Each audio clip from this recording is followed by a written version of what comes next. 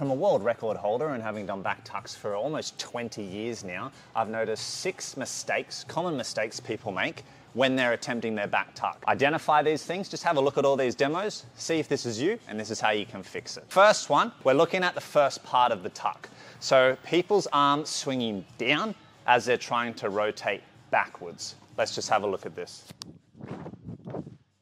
That movement of bringing the arms down is counterintuitive to the direction we're trying to go. The reason this happens though is because as you do a back tuck, you're trying to grab your knees, but we just can't confuse bringing the knees up to our chest with throwing the arms down towards the knees. Yes, the arms come in, but they don't swing down. They just spring in to catch the knee. So let's have a look at that. One more time with the wrong. It'll slow everything down. This next one is an interesting one, and I'm gonna swap out with the camera person to get this done. We're talking about leg drive. So when we do a back tuck, there's 3 things that need to extend.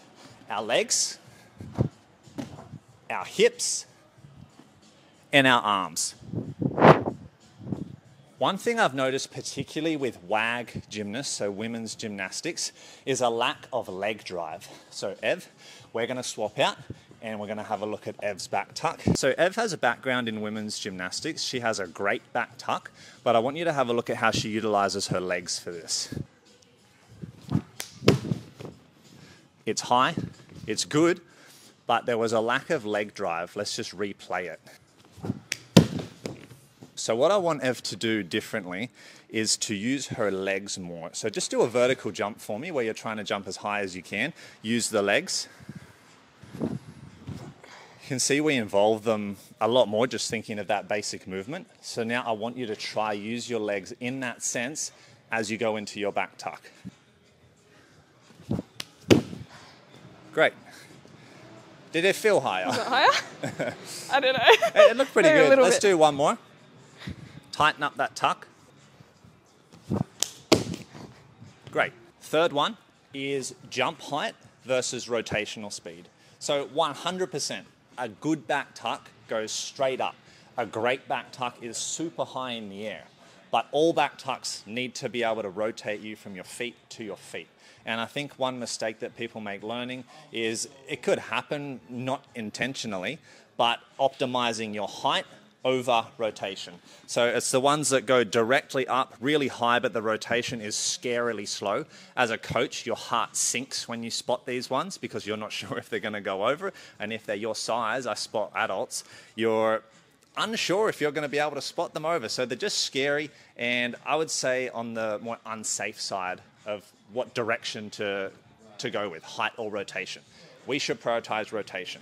I would much rather see someone do a back tuck that is low,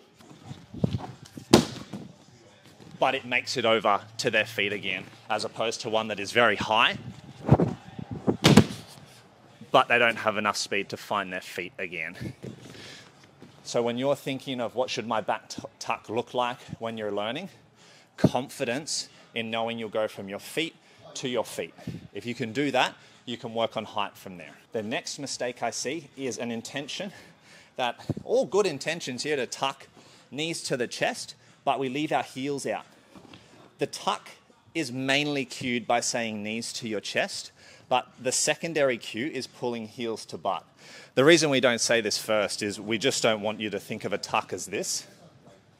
We want you to pull the knees up. But if you're leaving your foot out, this is a much larger body through the air, so it's going to slow your rotation down. So let's have a look at the difference between an open leg and a heel in towards the butt. This is our open leg. This is our tight tuck. Open leg actually looks really good. Hey, aesthetically it looks great. Let's just do another one of those tight tucks. I want to stomp that landing. It just contributes so much more to the speed of your rotation because you're smaller in space. This fifth one, this is one you guys again are probably quite familiar with. It's untucking too early. The reason being back tucks are scary, they're mentally challenging. to get over the concept of going upside down. So we want to get it done as quick as possible. As soon as we go upside down and have that feeling of I don't know where we are, the body wants to spread out and finish the movement. I'm done. That's just going to result in multiple failed attempts in terms of landing on your feet. Maybe you get your rotation butt overhead, but you don't complete the move. So it's just that discipline in your mind to keep the tuck and hold on to the tuck. That discipline needs to be instilled. And that leads us into our last point, which is practicing the landing. In classes, we spend a lot of time with adults focusing on the first phase, up and tuck and start your rotation. But when we get time to spot and go over, sometimes, this isn't as common, sometimes they get all the way over, but they haven't thought of what do the feet do when they're gonna, did we lose? Did I go out of shot there? Hey, a landing like this, it's great that the person has managed to go over, but if you're leaving your feet here without much thought of what they do, you're just leaving yourself open to possible injury. These landings can be awkward. Even though it's a soft mat that we're gonna practice on, landing like this with all this pressure down on your knee, landing like this with pressure down through your ankle is just not safe. So we need to do some things that start to teach the client how to be landing on the feet. There are simple movements, such as just jumping off a higher surface and focusing on sticking the landing.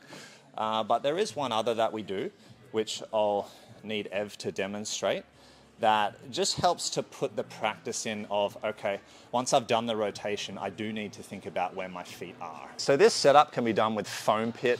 I would advise flipping this the other way so someone would be learning it onto a crash mat rather than a hard surface here, but Ev's competent enough to get this done easy. Usually I would also be here to spot under the shoulder blades, but again, she is good enough to be able to do this on her own.